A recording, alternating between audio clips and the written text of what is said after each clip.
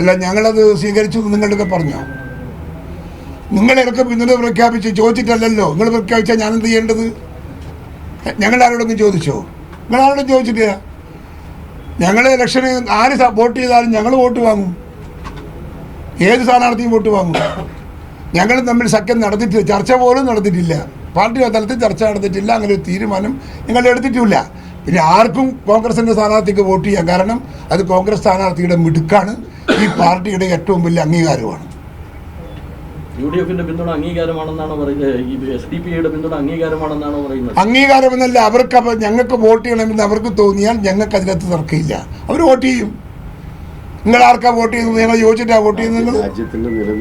രാജ്യത്തിന്റെ നിലനിൽപ്പിന് അനിവാര്യമായ തീരുമാനങ്ങൾ വോട്ടർമാരെടുക്കുമ്പോൾ ആ വോട്ടർമാരുടെ തീരുമാനത്തോടൊപ്പം പാർട്ടി നിൽക്കും. സ്വാഭാവികം. പിന്തുണ വേണ്ട എന്ന് പറയാൻ എന്തിനാ ഞങ്ങൾ പറയുന്നത്?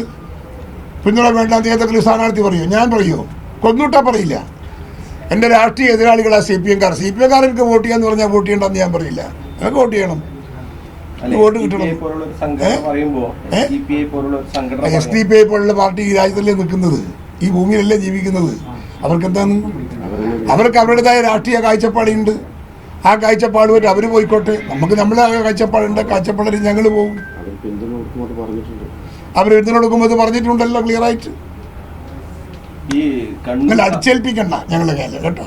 അനുസരിക്കണ്ട. ഈ കണ്ണൂർ സർവകലാശാലയിൽ ഇപ്പോൾ ഒരു വിവാദം വരികയാണല്ലോ. കോൺഗ്രസിന്റെയും RSSന്റെയും ഒക്കെ നേതാക്കളാണ് ഈ സെനറ്റിലേക്ക് വന്നിട്ടുള്ളത്. കോൺഗ്രസ് ഏതെങ്കിലും തരത്തിലുള്ള ഒരു ലിസ്റ്റ് കൊടുക്കുമോ? ഞങ്ങൾ ഇന്നുവരെ ഒരു ലിസ്റ്റും ഞങ്ങൾ കൊടുത്തിട്ടില്ല. DC പ്രസിഡന്റ് ഇവിടെ ഇരിക്കുന്നു. കണ്ണൂരത്തെ ലിസ്റ്റ് കൊടുത്തു അദ്ദേഹത്തോട് ചോദിച്ചാൽ മതി. ഞങ്ങൾ അറിഞ്ഞിട്ടില്ല.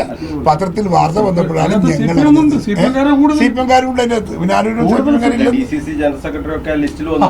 അതുകൊണ്ട് എങ്ങനെയാണ് അങ്ങനെ ഒരു ഇത് കിട്ടിയത്? CPM-കാരെങ്ങനെയാ വന്നത്? അത് ഗവർണറെ വിളിച്ചു ചോദിക്കും. നല്ല മനുഷ്യനല്ലേ ഗവർണർ.